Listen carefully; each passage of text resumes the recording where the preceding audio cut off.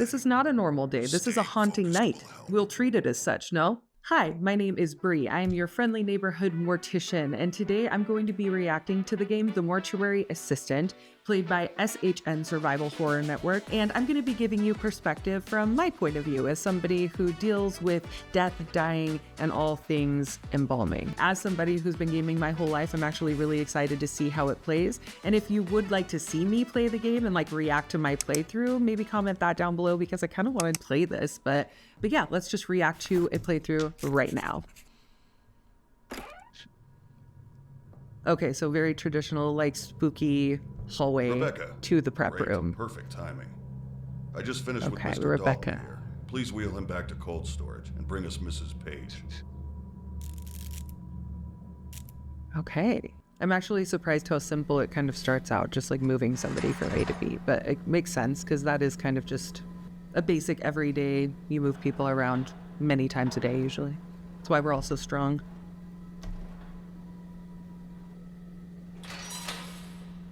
Oh, okay. Kind of a little violent.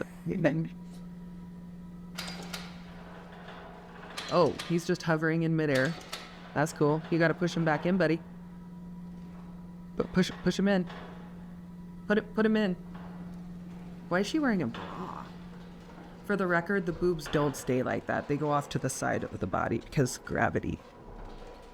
I mean, she's very pert. All right, I'm just finishing up Impressive. something here. So why don't They you would grab stay the there if she equipment had an and implant. Start recording identifying Implants. marks. I'll get out of your way when you're done and let you hop in here.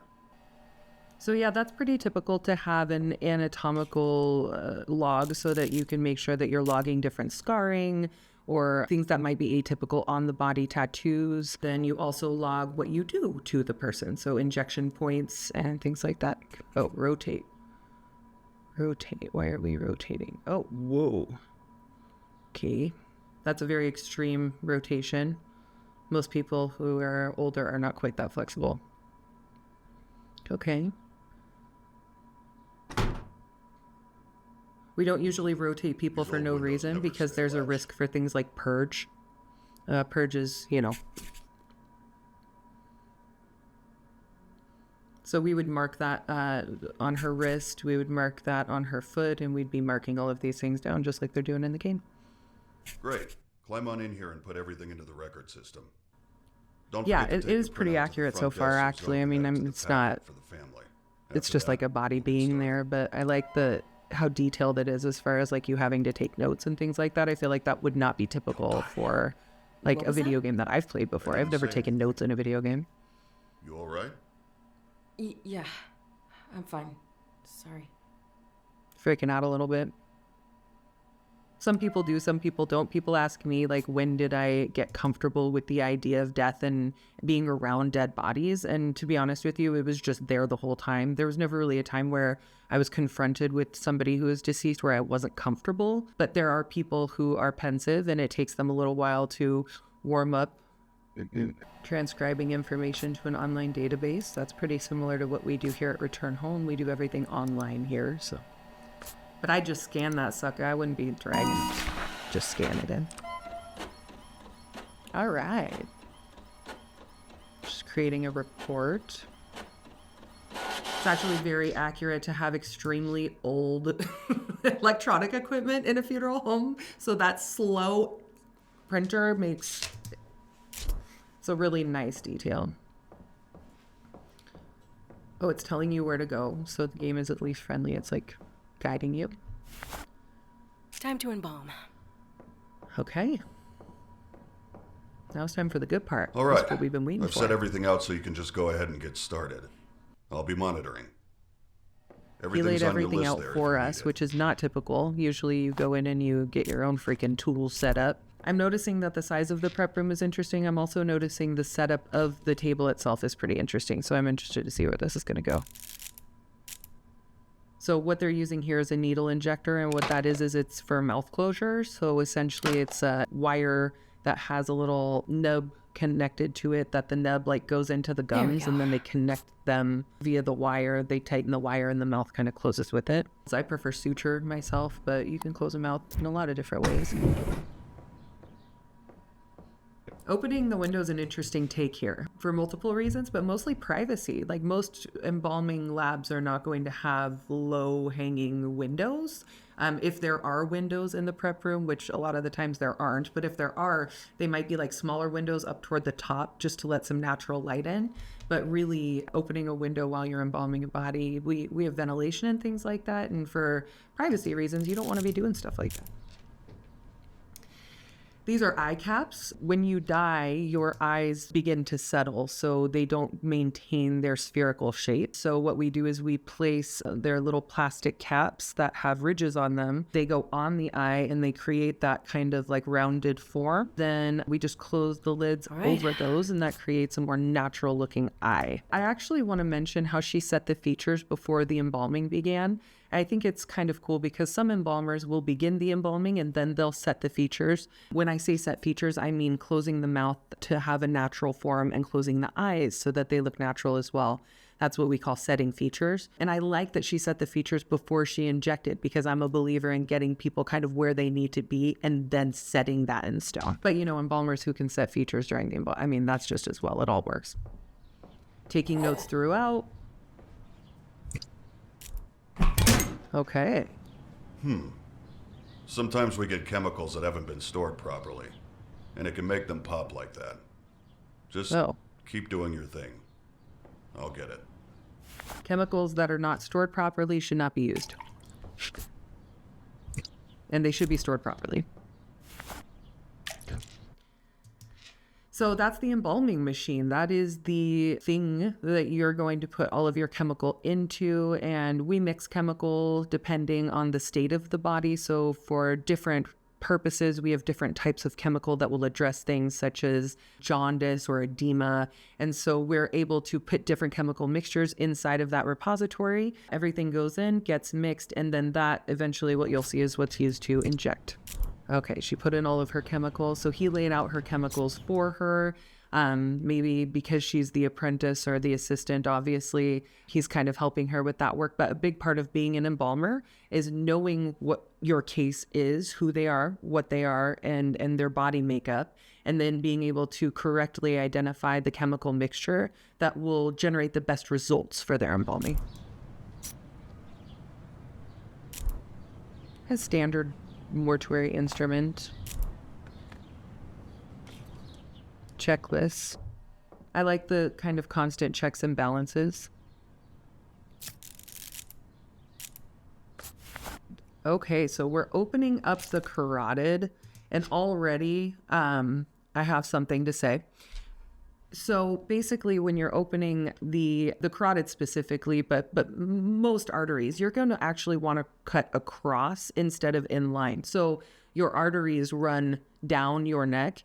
And if you cut down, you're going to have a little bit harder of a time hiding that scar than if you find, like, for instance, the clavicle and you make an incision across the clavicle, then I can really hide that scar.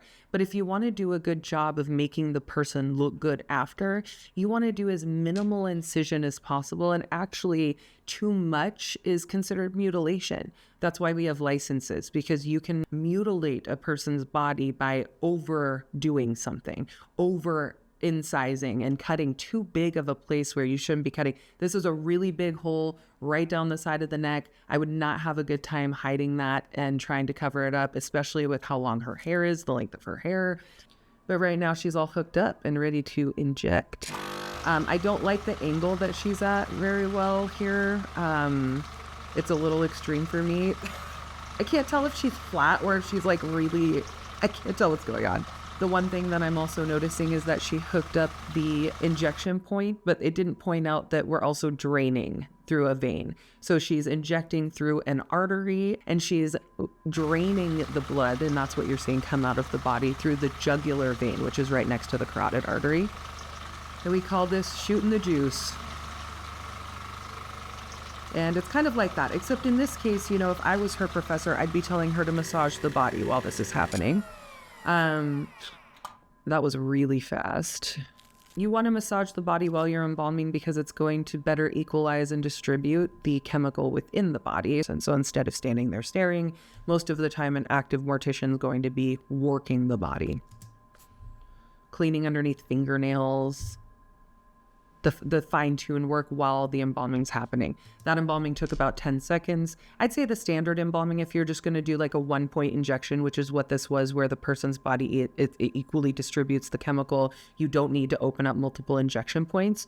Probably an hour, like to an hour and a half, it depends how thorough you are, but you can get somebody in and out in a fairly short amount of time, but definitely not 10 seconds. And if it came out that fast, it would be like, yeah, it doesn't come out that fast. It just kind of, yeah, the machines can be super loud. Actually, probably the loudest thing in the prep room, though, is the ventilation. Like, you're really trying to like clear the air. So you've got a lot of loud fans and stuff. Most funeral directors are going to be wearing headphones or listening to music. We all love music. I think all of us universally, or like podcasts.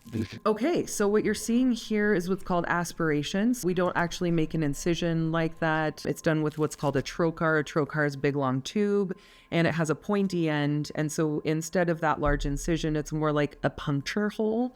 But what we're doing is we're going about an inch above and an inch to the left, which in this case, I'm seeing they're like dead center, which we also wouldn't do. We'd be off to the side a little bit, but essentially pulling out the liquid from the organs.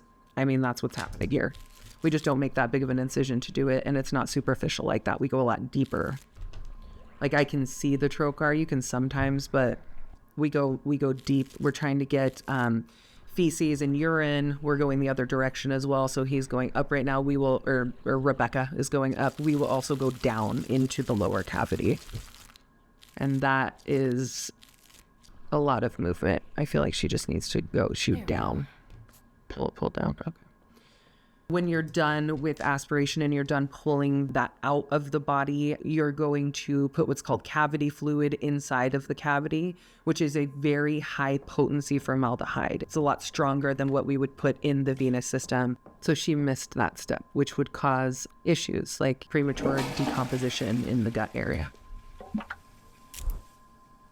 Faux clean. That sounds like a bad word.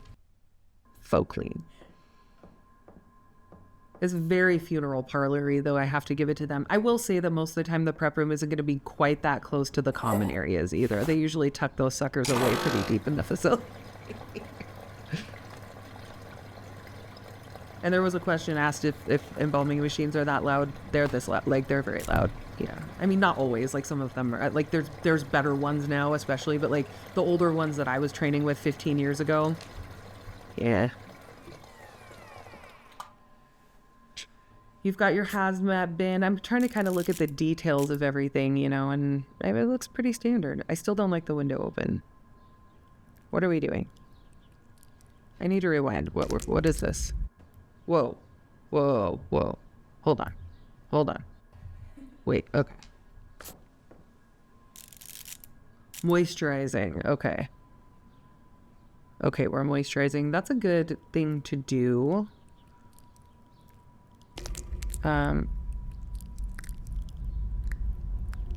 Tell you what. What? Why don't you go ahead and head out? I'll take... Okay, but real talk, I did have a case one time, like probably had to have been about halfway through my tenure, so maybe like 8 years ago, 7, 8 years ago. She looked identical to me, and I actually had a moment like that where like she was a ship-in, so she had already been embalmed, so she looked beautiful. And I was taking off opening the casket, and she was just in there. And I had a moment like that, not where like the fleshy, rotty part, but a moment where like I almost felt like looking at myself and looking at like, it was just a different weird feeling. So we don't maybe trip out like that, but we definitely have those moments where we're like our breath is taken away by something that we see on the table.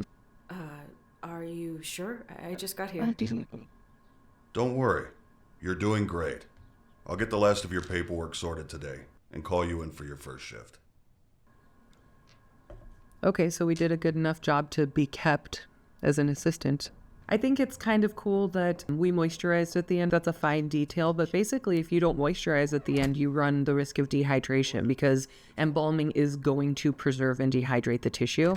So you want to make sure anywhere that has like mucous membranes is covered and moisturized so that on the day of the service, the lips are looking beautiful and the, the eye corners and things like that haven't dried out and they still look plump and supple.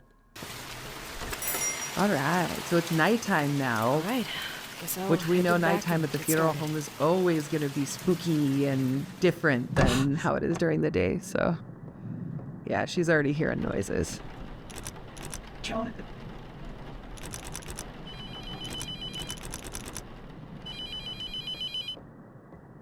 That's pretty typical, the phone ringing 24/7. Mr. Delver. Oh, it's Raymond. I need help. Someone's outside the mortuary. Just try to stay calm. I know you're scared. I'll unlock the door in a moment. What? This is very sudden, but listen to me. We have to start right away. I'm sorry. What is happening? I didn't know until it made itself known this morning that it was here, let alone bound to you. Oh, it's bound to us. The possession had started. What? Look, this isn't funny. Stop. You need to take this seriously. You need to act quickly. This is insane. I'll just leave. I'll just fucking leave. You can't leave, Rebecca. I can't allow that for you or for others. It's far too dangerous. What am I supposed to do then? If my boss was telling me not... at night are fine, so we stay calm, okay? We embalm... I'd be noping the F out of there. Everything. Treat it like a normal day. Staying focused will This is help. not a normal day. This is a haunting night. Like, we'll treat it as such, no? I'll call again when you get I guess to that's not the embalming game. room. No, wait. Oh, he just hangs up too. What a savage. That's actually This is pretty, insane. like, on point, though. All my bosses always hung up on me. It's a thing. Okay. They don't even say goodbye. Just This is so stupid. It's just some hazing for the new girl or something. Just play along and we're do not your hazing, job. girl. You finna get possessed.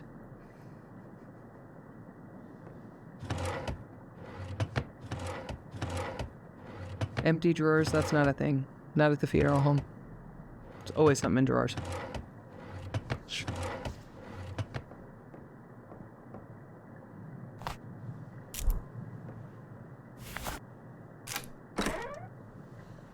Okay. Fucking quitting tomorrow. I mean, who does something like this? Why are we quitting tomorrow? Why aren't we quitting right this freaking second? Why do we have a red light in the prep room? All right, So creepy. Look, I'm sorry, but this I wouldn't entire have that thing nice is little lamp in the prep room extremely either with like a shade on unprofessional. it and stuff. If this is how you treat new hires, I don't think I can work for you. This isn't funny. Rebecca, you don't have to believe me, but I hope you do before it's too late. The only way to save yourself That's is to banish threatening. the demon before you're too far gone. Oh my god, To if we're do gonna that, have to banish a we'll need demon? to learn the demon's name, bind it to its chosen body, and burn it in the retort. Look, I know this is a lot to take in. I wish I could do more for you. I had years to learn what I know. You have hours. Yeah, this took a turn. I've What- recorded a number what am I of watching? cassettes to instruct you, in the hope that having a physical object with a known message will help you stay grounded. I won't be calling again. You can't trust the phones. Oh. Anything can be manipulated. Well, you're talking right now, Listen to the Raymond. tapes. How do I Burn know the I can demon's trust name. you? Burn the correct You just told body. me not to trust you. The most important thing in the room is in that cabinet. Open it up. I feel like Rebecca's more intimidated than she should be because I feel like she's a bad bee and I think that she's just going to do a great job.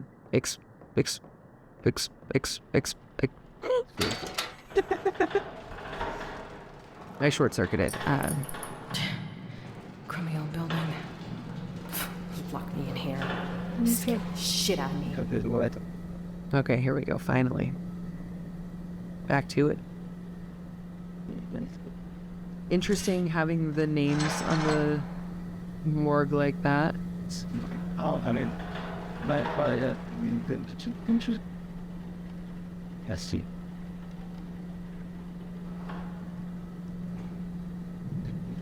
We do use a lot of lifts and things to help us move people around, for sure.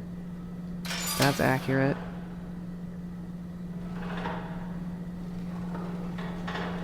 This person looks young.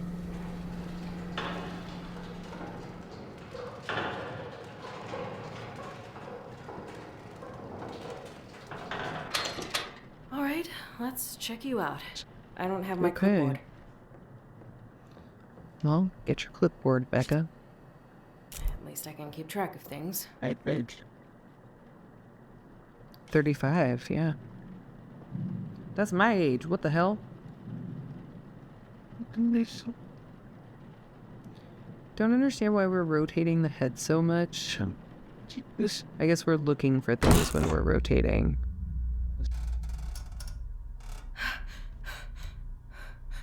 Hello? Okay.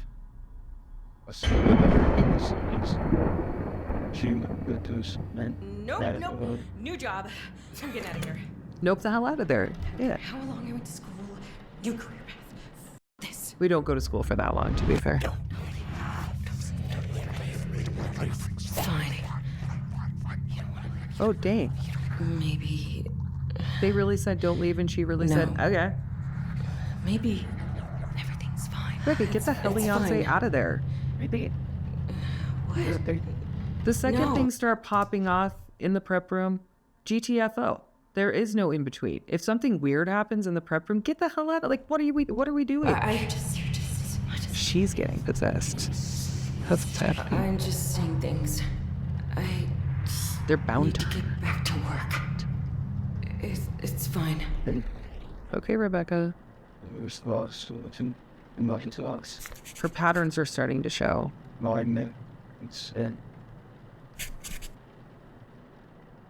Make note. Screw this. I'm getting back to work. So So stupid.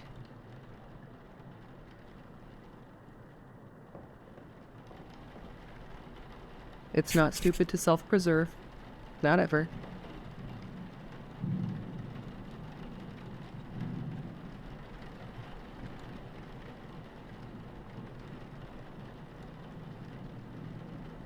Mole.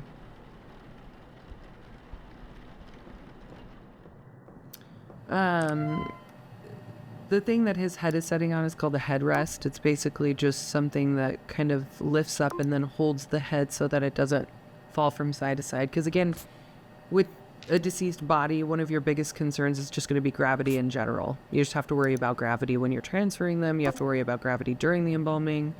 And keeping the head straight up allows the blood to settle back so that they're not laying on one side or the other, and blood is not settling to one side or the other of the face, basically. That's why we use headrests.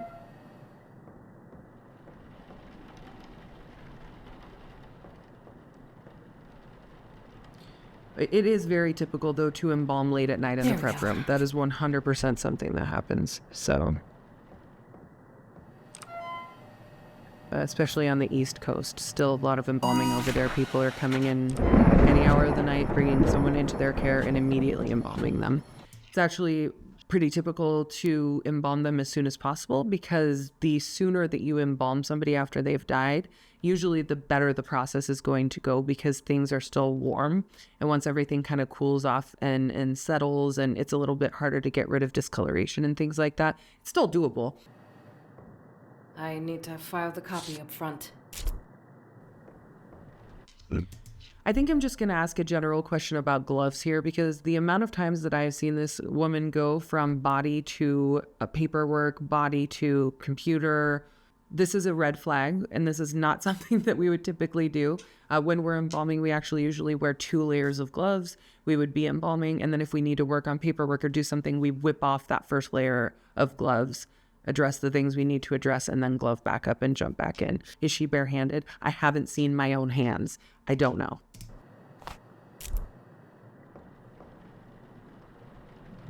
Yep. Needle injector, boom, boom. One on top, one on bottom.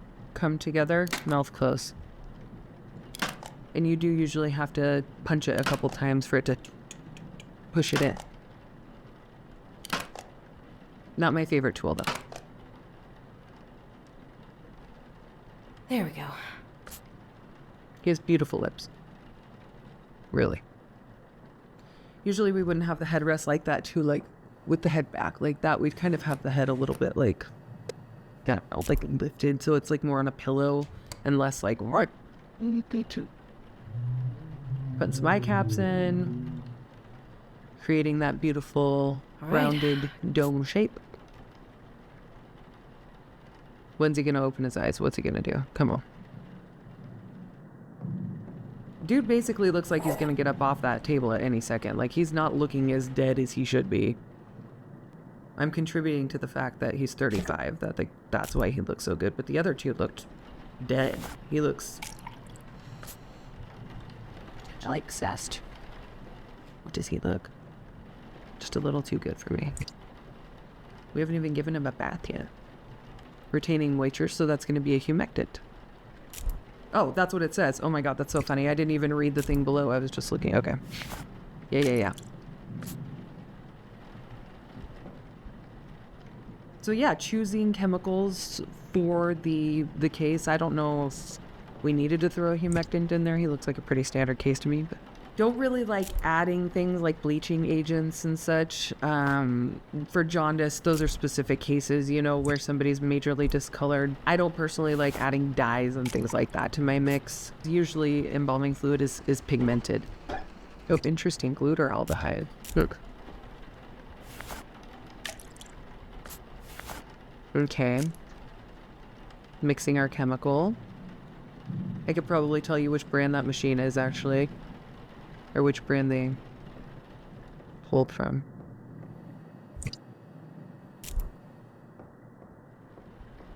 Interesting. Okay, so we're putting the banishing mix. We usually turn that on to actually mix. There's like a mix setting on the embalming machine where it will mix everything together for you. I feel like banishing potion counts as mutilation. It's too much. See, look at that incision. It's gonna be up and down like that. I don't like it.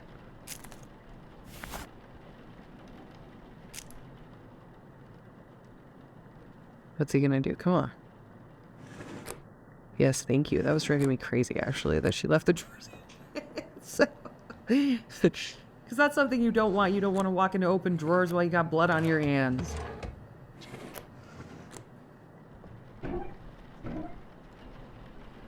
My shadow is scaring me more than anything in this game at this point.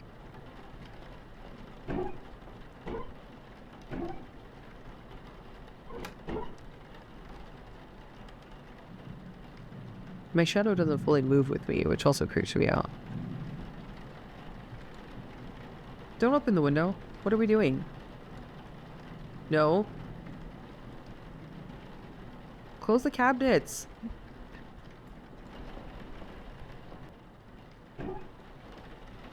Don't open that. Why are we opening the window when it's raining outside? Where's the airflow?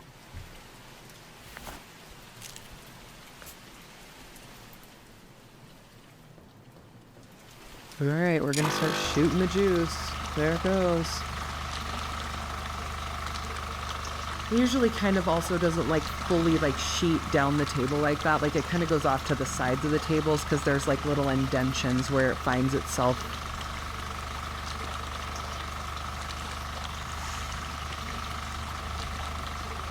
What's smoking? Okay.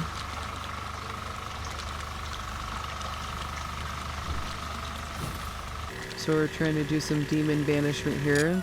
We've run out. We can hear that. Okay.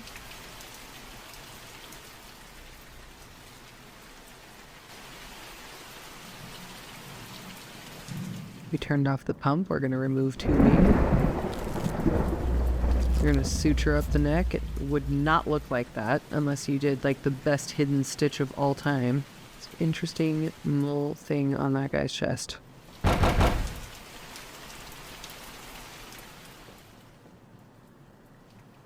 Who's knocking? Close the cabinet. Thank you. All the scary noises and then the cabinets and drawers being open is like enough. It's enough.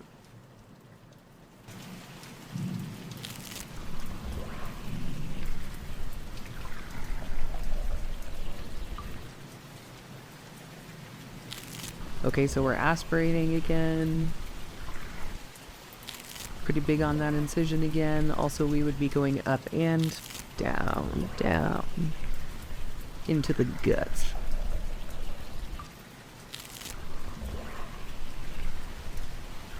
There we go. Larry. Okay, that actually startled me. Nothing startled me until the person crying. Oh.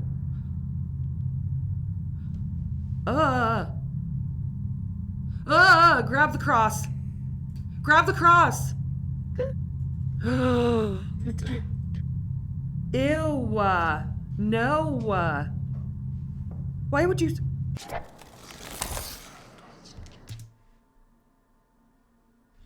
Okay. Okay, a photo. Why did we not grab the cross and... She disappeared and I hate it. Where did she go? The door's closed. Is she with him?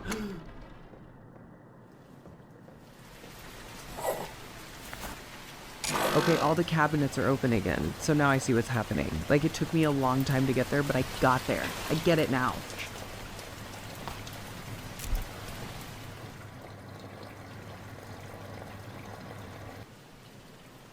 I'm missing something. Okay.